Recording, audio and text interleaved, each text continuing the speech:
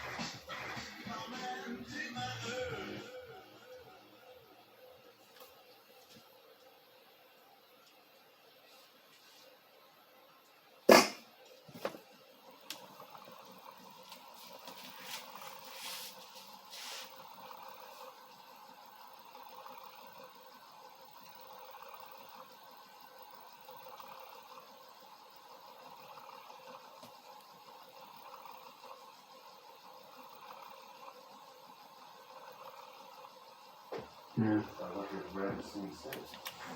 Spreading since you looked at it. Remember? Yeah. You know, it means it's just a nice part of the world. That makes some kind of thing on it. Let's see what we can do. Did we go out there trying to hold it out? Yeah, just want to get into the, yeah, would you just, say a couple things? Let's go here, first of all, right? Okay,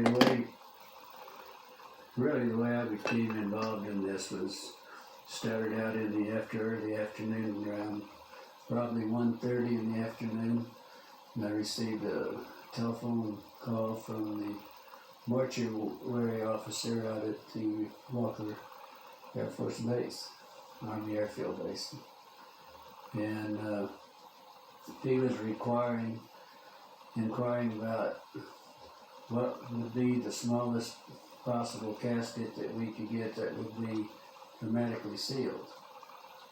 And at that time, I know that we had used like 4 feet caskets. We had used those before, but I thought they also made them in a 3/6. So, he wanted to know if we had any in stock, and I said no, but if I can make a call to Amarillo, I can have them in, by 7 o'clock the next morning on the truck. So he said, I'll get back to you. And that was the first contact that I had with the base. Then he called back, probably 45 minutes or so later. And he said, I need to ask you some more questions. He said, in case something like this should happen, he said, we need to know what preparation, what your preparations are for the bodies that have been laying out in the elements, And he said, we need to know also what if your treatments of the bodies are the remains, what could you do to them, and if your treatments, would it change any of the chemical breakdown of the tissues, the blood? Would it make a difference? And I said, I thought probably it would.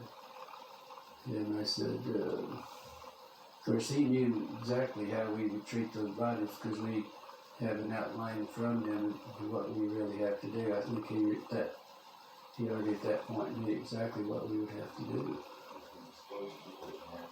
No, I told him, I said, if you have a problem, if you want, if you have something you don't really know what to do about it, let me come out. And I'll, try to help you do whatever you want to do.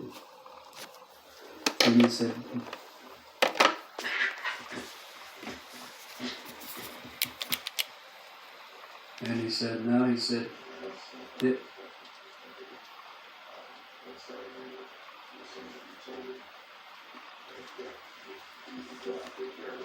yeah. So, and he said, well, we don't really have anything. He said, we're sitting here thinking in case we should get involved in something like this, what would be our preparation, should we do? Then I went through, I said, do you really want to know how we would do it? Well, yes, we would like to know. So that's when I explained to him that we would have the vats that we would fill up with formaldehyde solution with water, and we put the bodies in them, let them stay there for 24 hours, and then take them out, and then we would pack the bodies in would be a sawdust to really align what we would pack them in, and wrap them in the plastic bodies that were badly decomposed.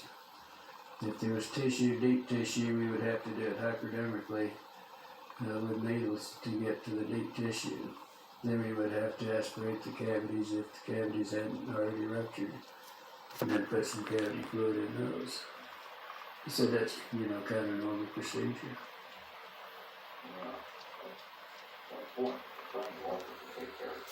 Well, up to 2-3 times, yeah.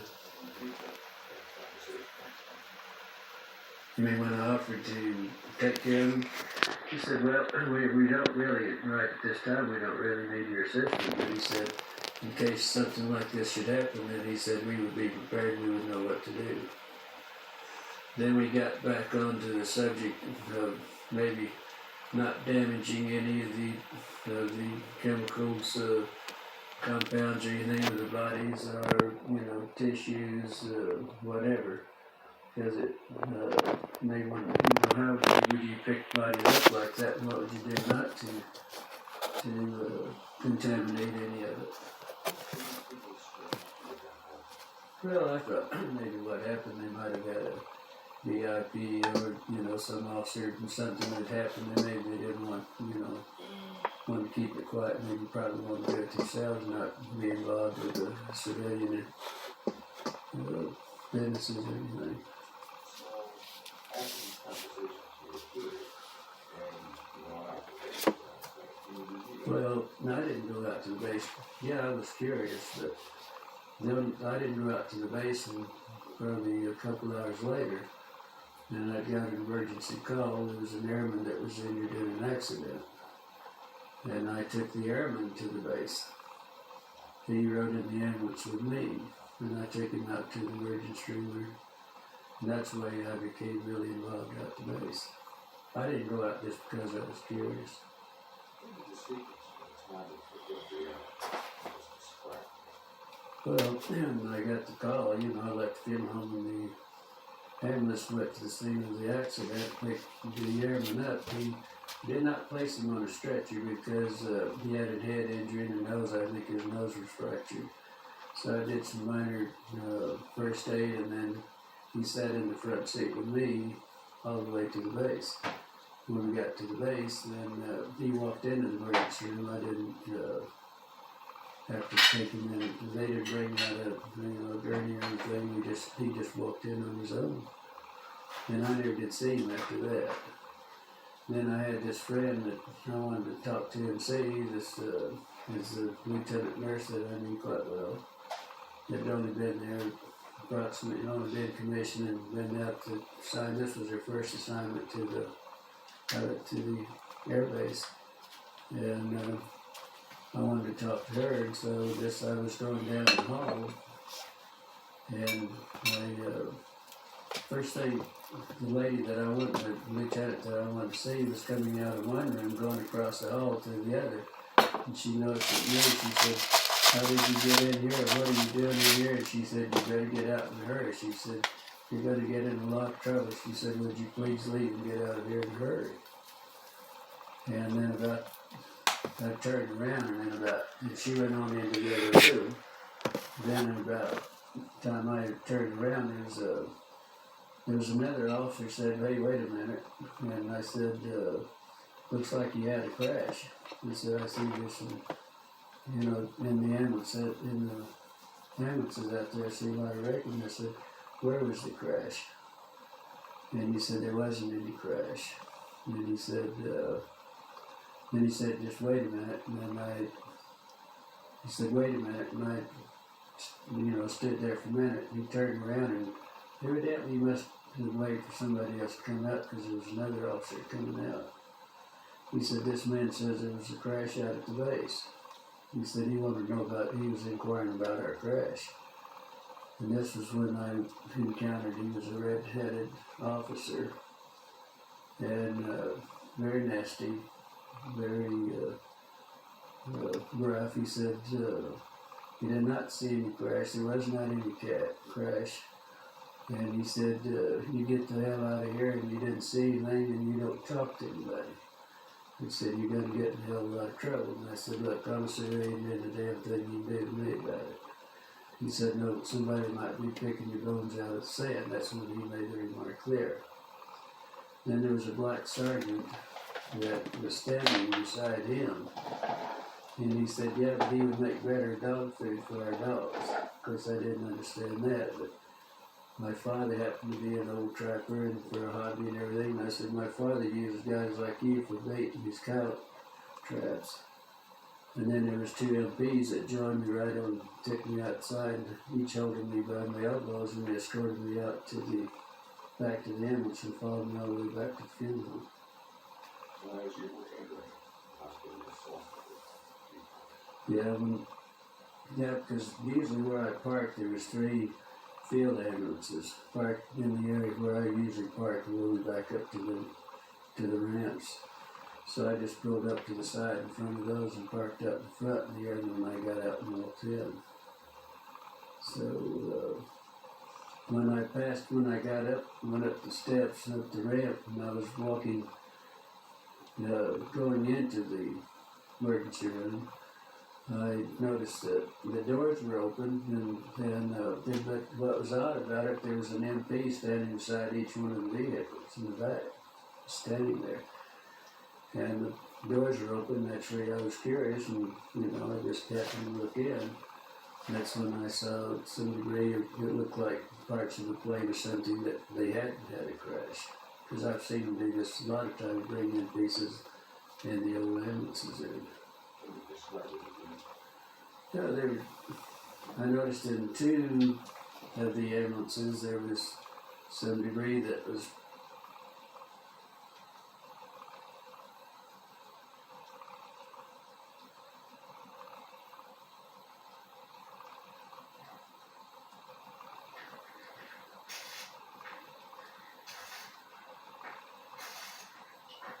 Alright. You have a piece of 12 gauge wire wrapped around the end of this hot dog.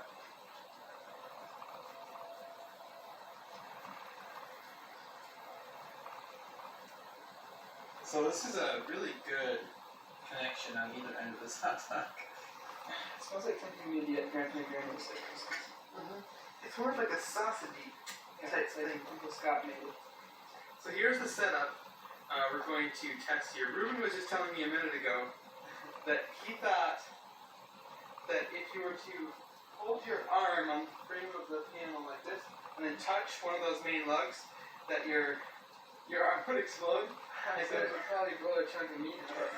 So, I don't know.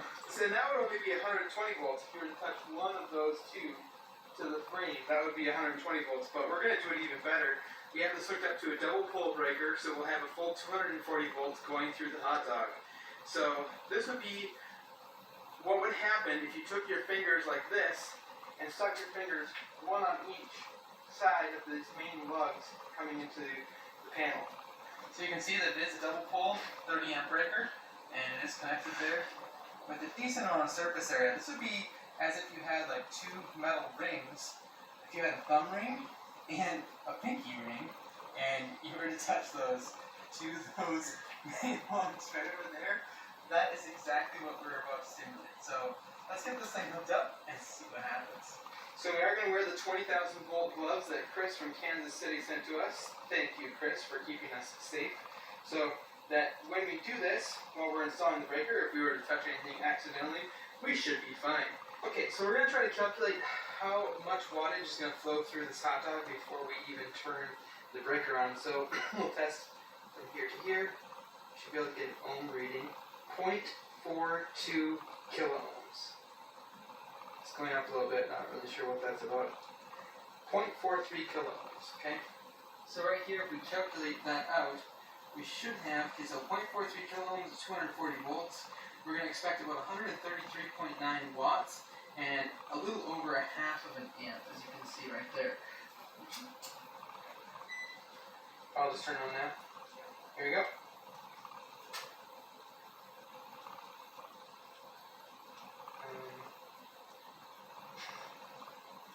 Amps, I'll put it in current. It's telling me right now that 0 amps is flowing through this thing. Huh.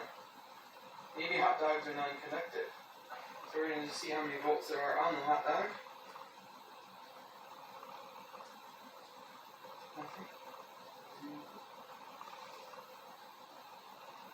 Something's wrong. I'm glad that I'm wearing these gloves right now. Oh my word! I didn't realize that. Okay, this is a dead slot down here. It was so underwhelming. Okay, so I don't know if you can see that back in there, but we just had this in the wrong spot, so it was unable to make a connection with the second leg of 120 volts. For some reason, it snapped in there still just fine, so we'll snap this into the correct position now. The breaker is off right now, but yeah, it's important to know. Okay, so now the breaker is snapped into the right spot. And so we should be able to actually test this now. We're going to put our meter back into amps alternating current and get it flipped around here. Okay, here we go. 3, 2, 1. And so if Ruben's prediction is right, this thing is going to explode. And there's going to be little pieces of meat that fly everywhere. So here we go. Oh my word. 2 amps, 2.8, 2.9, 3 amps. This is way more than I thought it was going to be. Ah! Back up. Holy buckets. That's kind of scary. That's it gonna explode. Oh my word. That is really scary. That is way more scary than I thought it was going to be. Oh man. It's burning in half. Give me your arm, you fool! So we are cooking this hot dog for Ruben. Ruben, I think, was hungry. Mm. It's gonna be really yummy. Oh, it's so scary. Oh, that is so sad. Think about that being someone's finger on one side. Like, that finger is about to get totally severed. At least it's cauterized, huh? Oh. Oh. Oh. Oh. Okay, it's losing connection now. Oh my word. That's 240 volts and it smells awful. Oh. It smells just like burnt hair. Oh, it's really gross. It smells not half bad here. Ruben wanted to eat this thing. I'm not sure if he's gonna actually want to eat it now. Wow. I'm afraid of it. I'm like really afraid of it compared to a couple minutes ago. I am more afraid of my panel than I was before. And hopefully that is the takeaway for most people is that this is terrifying. That is absolutely terrifying. When you cut the wires, the hot dog like totally got pulled through the wires. Like you can see where the hot dog was wrapped before. Okay, I'm just gonna see. I'm gonna go to volts. Man, that was. So this should have a voltage difference. Yep, not much. Oh. So I guess if you stood there with your arm pressed up against the edge of the panel, it would cut into the meat. You have to stand there. You have to hold still. But that was a lot of surface area. Like it wasn't like it was just one little spot. It was like wrapped around it several times, and it's interesting how it started on one side only, and it didn't do anything to the other side. So one side of your finger will be fine, and the other side will not. But I think this side had more surface area. It was better wrapped around the hot dog than this side was. So since there was a higher resistance on this side, it started to burn and arc at that point in the circuit. So, but it never came close to tripping the 30 amp circuit breaker apparently. Mm-hmm. So, okay, we're gonna shut this off, and then I'm gonna remove the breaker. And now I'm curious, do you think the whole hot dog is going to be hot? Or do you think it's going to be... I don't know, but I really want to touch it. Alright, so here... Alright, there it is. So, what does it feel like? Is it warm? It's warm. It feels like it's been in the microwave for about 25 seconds. So right there it's warm, but This is cold. this end is cold because there was It's no... like a dead guy's nose. There was no current flowing through right here. Warm, and down here it's probably... Oh, it's just kind of warm. The whole thing's just kind of warm.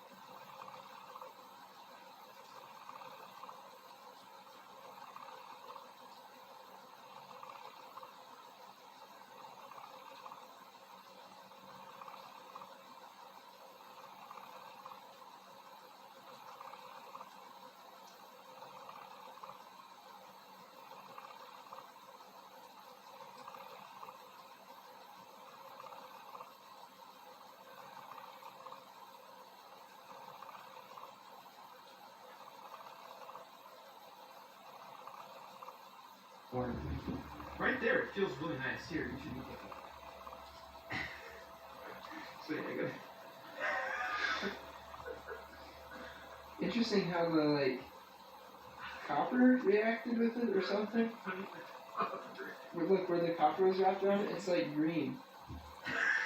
That smells really gross on the end, but well, are these cooked before or are they safe to eat? I think it's let's look at the top. Fully cooked. Eat meat. Perfect. I tasted it, it's actually not bad. Oh, the burnt parts really bad. I got some of it. Oh, the burnt part was really gross. Pretty much that. Sure. Oh, actually, I don't know. Actually, recently there's been some big changes at Amazon with their affiliate marketing program, and I'm sure some of you guys have heard me mention the links down in the description for different products. Like today, I mentioned about the gloves. You can purchase some gloves there, and that.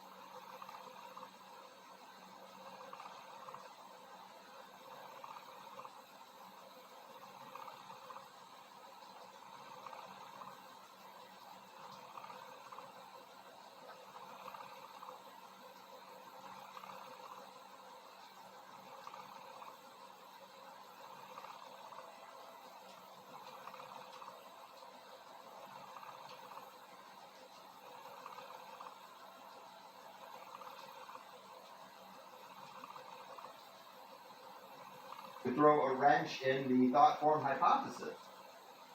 Yeah. I mean, I've had all sorts of people from the government. Symbolic. Home and where I was raised, my community. And I never would change. I knew what happened. I kept seeing it. They kept coming. They kept telling me you have to tell what you know. There's a great deception coming. And for me inside it was joyful. But to tell it was hard. And people would make fun of you. And the very people I sought for help, the UFO world, was probably one of the roughest ones on it.